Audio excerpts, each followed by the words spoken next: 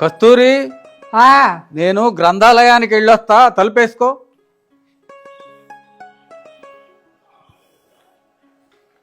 పంతొమ్మిది 1979 80 హాజరు.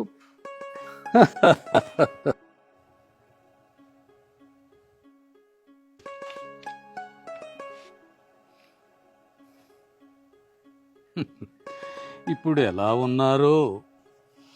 Venkatrao, Sanjeevaiah, Madhav, Srilatha, Gowri, Koteswararao, Padma. Present sir.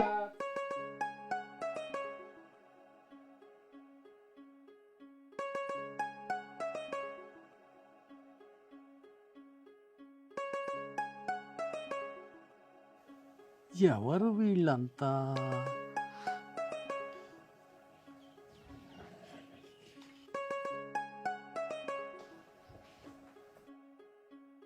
ఒరే వెంకట్రావు, నువ్వట్రా?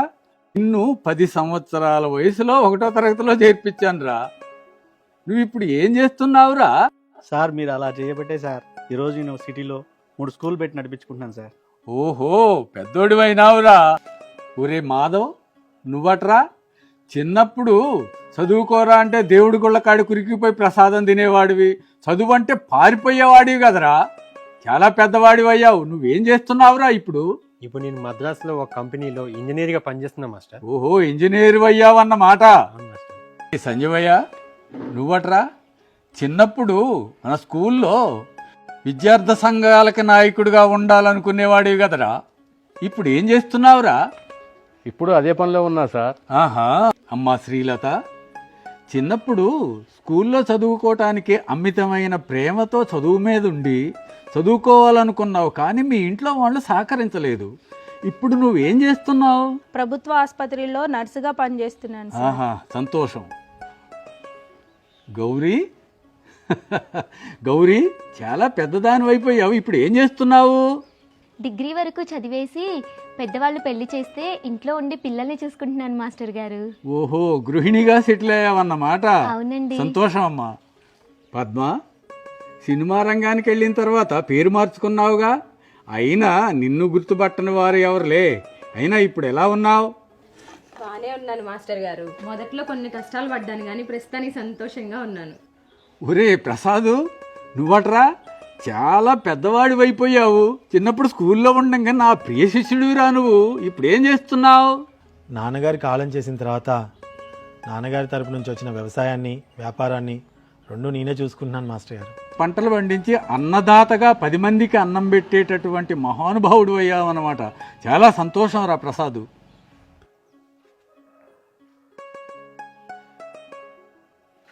మీరంతా బాగానే ఉన్నారు. మీరంతా వచ్చారు కానీ మరి కోటేశ్వరరావేడిరా? Present sir.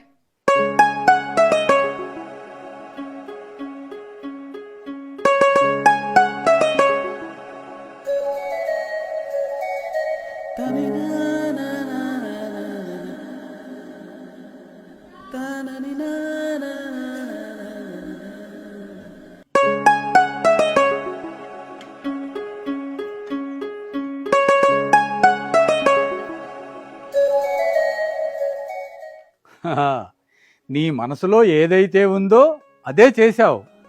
ఏంట్రా మీరంతా అలా చూస్తున్నారు? వాడు మీ స్నేహితుడేరా, మీ స్నేహితుడే. వెళ్ళండి.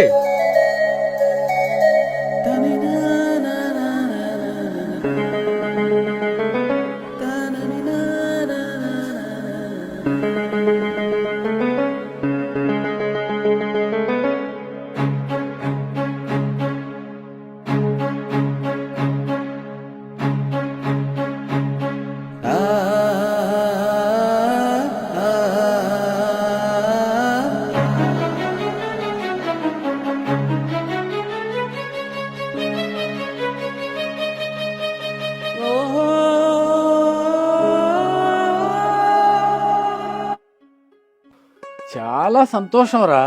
ఒరే ప్రసాదు, ఏంటి అందరూ ఒక్కసారే కట్టకట్టుకుని ఊడిపడ్డారు? ఏంటి విషయం? ఏం లేదు మాస్టర్ గారు, మా అమ్మ నాన్న, మా అన్న చెల్లి వీళ్ళందరూ కూడా మాతో రక్త సంబంధం ఉంటుంది కాబట్టే మేము ఎదగాలని బాగుపడాలని కోరుకుంటారు. ఇందులో ఆశ్చర్యం ఏం లేదు.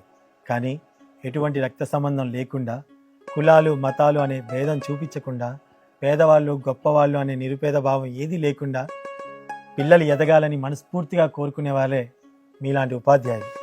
చాలా సంతోషం ప్రసాదు. మిమ్మల్ని చూసి మా హడావుడి లైఫ్ని కొంచెం పక్కన పెట్టి ఒక్కరోజు మరొకసారి పాత జ్ఞాపకాలు నెమరు వేసుకుందామని వచ్చాము. మన స్కూల్కి కూడా వెళ్ళాలనిపిస్తుంది. మీరు అనుమతిస్తే పదండి, స్కూల్లోకే పోదాం. ఆ స్కూల్ వల్లనేగా మీరందరు ఇంత ప్రయోజకులైంది. పదండిరా, పదండి.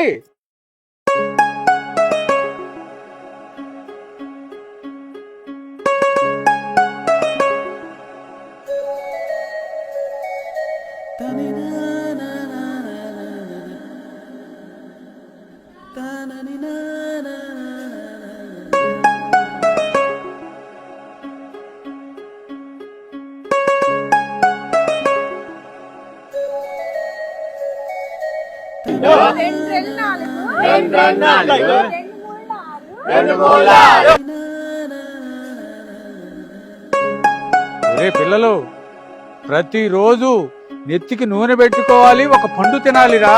తీసుకోండిరా. తినండి మాస్టారు.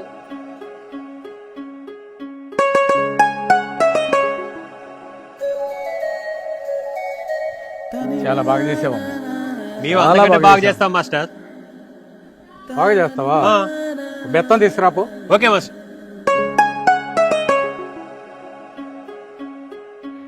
మంచి బెత్తం తెచ్చిందిరా.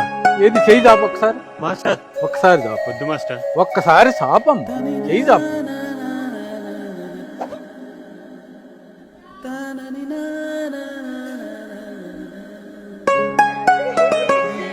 ఒరే అసలు కొట్టనే లేదురా, అంత మెలికలు తిరిగిపోతున్నావు. కొట్టాలా మాస్టర్? ఆ.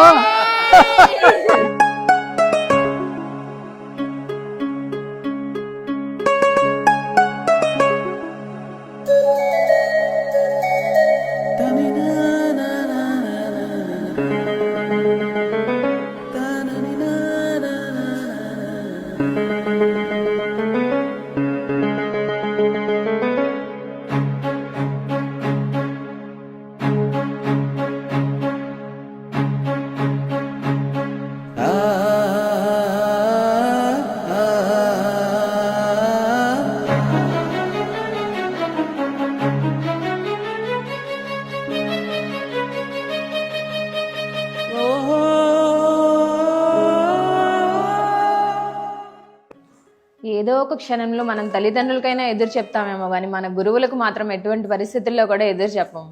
వాళ్ళది అటువంటి స్వార్థం లేని ప్రేమ. అందుకే మీరు చిన్నప్పటి నుంచి నన్ను ఇలా ప్రోత్సహించబట్టే నా కళను ఈరోజు నేను నెరవేర్చుకోగలిగాను గురువు గారు. మీకు ఎన్నిసార్లు ధన్యవాదాలు చెప్పుకున్నా తక్కువే అవుతుంది. మేము చదువుకుంటే బాగుపడతామని మాకంటే ఎక్కువ ఆరాటం మీకే ఉండేది గురువుగారు. చిన్నప్పుడు అందరూ నన్ను హేళన చేస్తుంటే అందరి దగ్గరికి వచ్చి అరే వాడు మనలో మనిషిరా అని చెప్పేసని నాతో స్నేహం చేసేలా చేశారు. మీ రుణం మీ జన్మలో మర్చిపోలేను మాస్టర్. మా ఇంట్లో వాళ్ళతో గొడవ పడి మరీ నాకు చదువు నేర్పించారు గురువుగారు. మీ రుణం ఎప్పటికీ తీర్చుకోలేను. చదువు వ్యసనం అయితే బంగారు భవిష్యత్తుని బానిస అవుతుందిరా అనేవాళ్ళు గురువుగారు. ఆ మాట ఎప్పటికీ మర్చిపోలేను గురువుగారు. మాస్టర్, నేను మద్రాసు చదువుకోవడానికి వెళ్ళినప్పుడు నా దగ్గర ఒక్క రూపాయి కూడా లేకపోతే నా చేతిలో డబ్బులు పెట్టి మరి మీరు మంచిగా చదువుకోరా అని చెప్పారు. మీ రుణం నేను ఎప్పటికీ తీర్చుకోలేను మాస్టర్. తప్పు ఎక్కడ జరిగినా చూస్తూ ఉండకుండా ఆ తప్పును ప్రశ్నించే హక్కు మనకు ఉందని మీరు గుర్తు చేశారు గురువుగారు. ఆ మాటలు ఎప్పటికీ నాకు గుర్తుంటాయి మాస్టారు. మా కడుపున పుట్టిన పిల్లలే కాదు, మా బడిలోకి వచ్చే ప్రతి పిల్లవాడు మా పిల్లవాడే అనుకునే మీలాంటి ప్రతి ఒక్క గురువుకి మేమందరం పాదాభివందనం చేసుకుంటున్నాం మాస్టర్ గారు.